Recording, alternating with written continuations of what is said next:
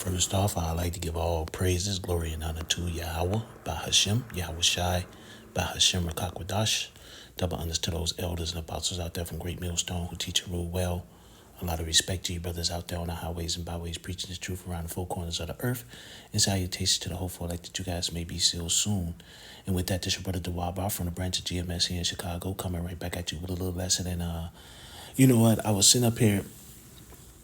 What ended up happening is at my job, since last Thursday, we had a virus or something hit our system worldwide.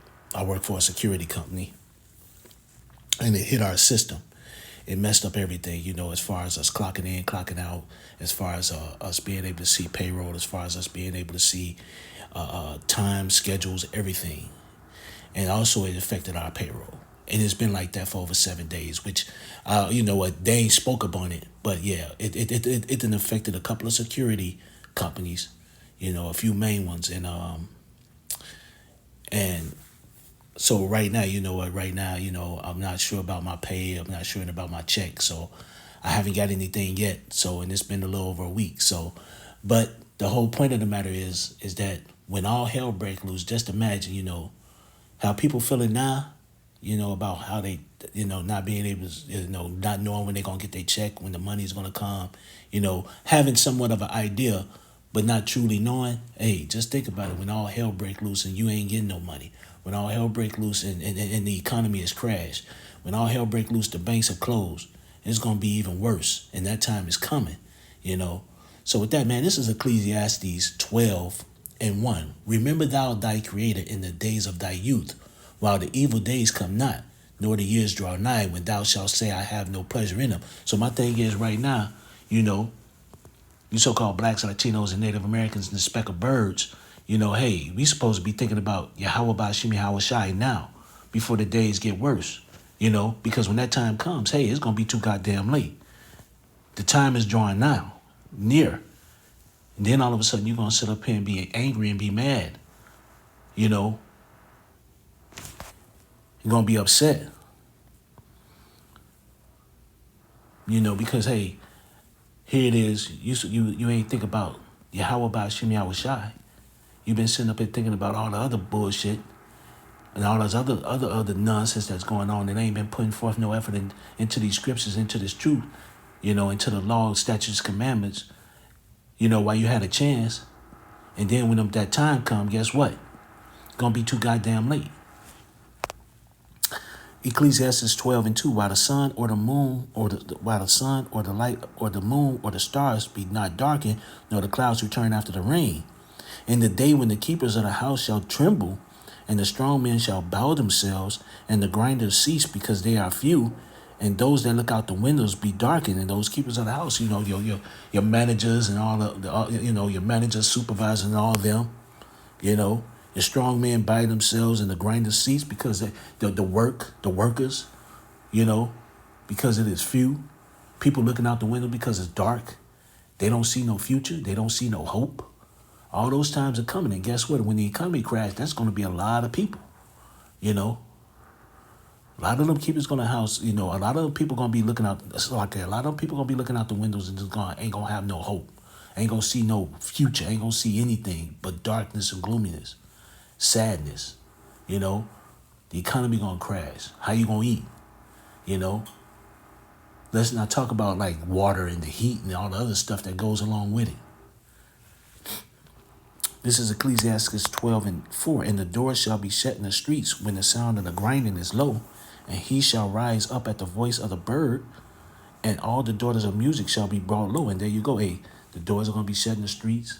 Business is gonna be closed. Stores are going to be closed,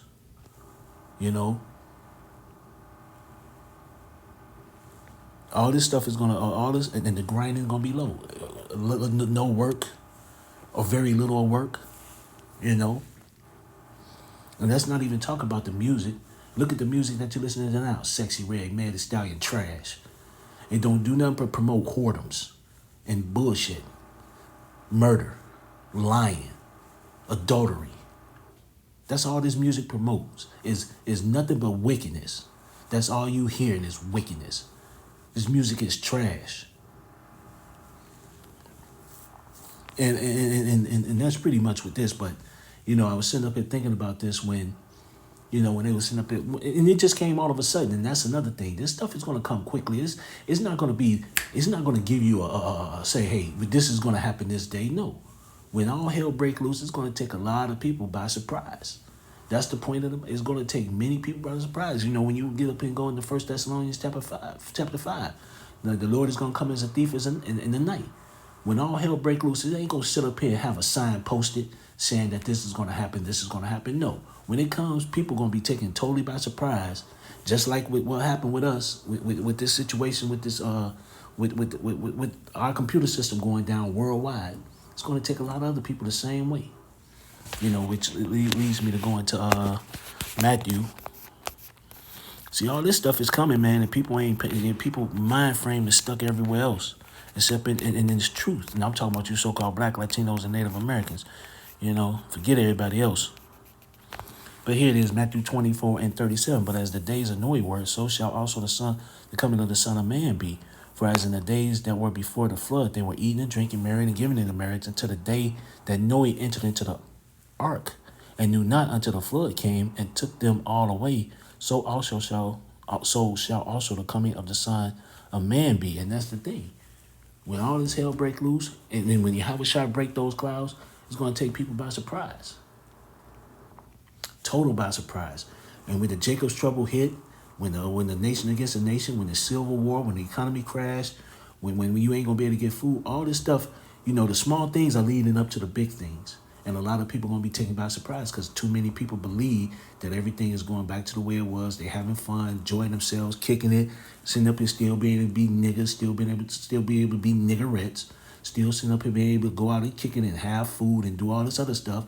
People seeing these things still going on and not understanding that this shit is going to fail pretty soon. But they still think that everything is okay. Not understanding that this shit is about to crash and burn. And that's just like them days of Noah. Everybody sitting up here partying and kicking it and having a good old time. Not understanding that everything is about to fall and crash and burn. Food prices and everything. Let me sit up here and go to this Revelations because there was one part in it I wanted to get to, Revelations chapter 6. I'm going to start at 1, but the point is a little further down. This Revelation 6:1. And I saw when the Lamb opened one of the seals, and I heard as it were a noise of thunder, one of the four beasts saying, Come and see. And I saw and behold a white horse, and he that sat on him had a bow, and a crown was given unto him, and he went forth conquering and to conquer. And this is Yahweh Shai. This is Yahweh Shai. White horse. White representing that pure, unblemished sacrifice, which was Yahweh Shai. And that horse representing power, And when he break those clouds, when he come back for that day of vengeance, it's going to be on and popping. And then this is Revelation 6:3. And when he had opened the second seal, I heard the second beast say, Come and see. And there went out another horse that was red, and power was given to him that sat thereon to take peace from the earth, and that they should kill one another. And there was given unto him a great sword. And that's Esau Edom. When you go into Genesis chapter 27, Esau was given that great sword. By the fatness of the earth he shall live, and by the sword he shall live, And hey, it did red. He came out red as a hairy garment.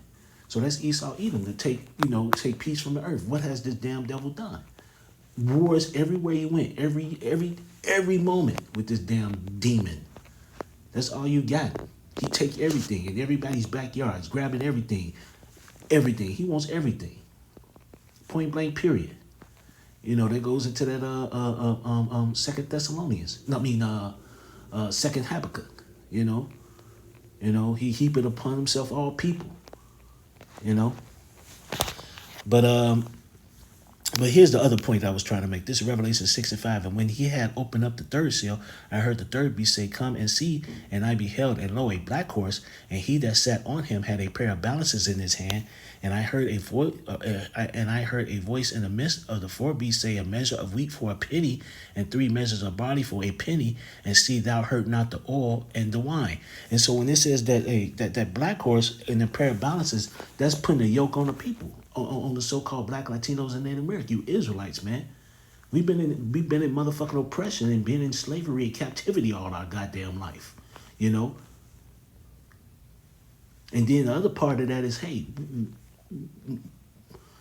a penny back then was a day's wage.